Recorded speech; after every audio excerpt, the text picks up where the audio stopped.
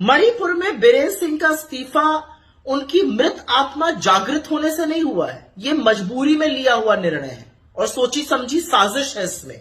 और इसलिए है क्योंकि कल से असेंबली की शुरुआत होनी थी और उनके खिलाफ एक अविश्वास प्रस्ताव आना था, जो वो शर्तिया हार जाते क्योंकि हम ही नहीं, उनकी खुद की पार्टी के लोग उनके खिलाफ थे। यही नहीं, जो 9 एमएलए वो तोड़ ताड़ कर जदयू और एमपीपी से लाए थे, वो डिस्क्वालीफाई होने के, अयोग्य होने के कगार पर खड़े हैं। और तो और अब असेंबली सस्पेंडेड रहेगी तो बीरेन सिंह से ना कोई सवाल पूछा जाएगा, ना कोई एक्सप्लेनेशन मांगा जाएगा।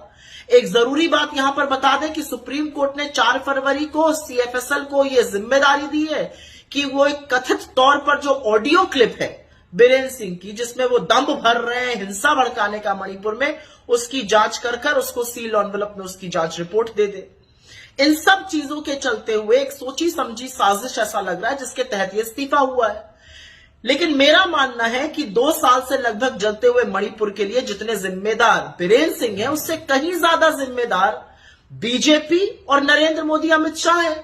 बीजेपी के तमाम विधायकों ने मणिपुर से बीरेन सिंह के खिलाफ लगातार शिकायत करी, लेकिन आला कमान के कान पर जूं तक नहीं रेंगी। न जेपी नड्डा जी ने कुछ किया, न शाह जी ने किया, न मोदी जी ने किया।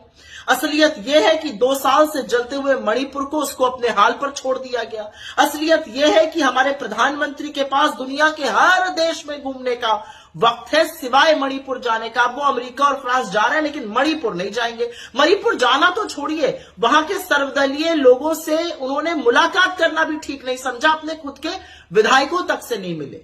उस मणिपुर में जहां पर मणिपुर की करोड़ों की संपत्ति स्वाहा हो गई, जहां तमाम लोग मृत हो गए, जहां 60,000 से ज्यादा विस्थापित है, 50,000 से ज्यादा अभी भी रिलीफ कैंप में रह रहे हैं, जहां पर बच्चों का बचपन छिन गया, जहां पर महिलाओं के साथ वो हैवानियत हुई कि रूह कांप गई, इस सबके जिम्मेदार नरेंद्र मोदी हैं। और मजबूरी में ही दिया हुआ इस्तीफा यह साबित करता है कि बीजेपी की फेक न्यूज फैक्ट्री, भाजपा के समर्थक और भाजपा का समर्थक मीडिया जो चंगा सी होने का दावा कर रहा था, सब चंगा तो नहीं है मणिपुर में। लेकिन मोदी जी, एक आपको छोटी सी सलाह है, किसी से नहीं, राहुल गांधी जी से सीखिए। 3 बार हुआ है वो मणिपुर, लोगों के आंसू पोंछे, उनको ढांढस बंधाया, उनको गले लगाया, उनको विश्वास जताया। और एक आप हैं, इस देश के प्रधानमंत्री हैं, लेकिन मणिपुर को छोड़कर बाकी हर चीज करने का आपके पास वक्त है।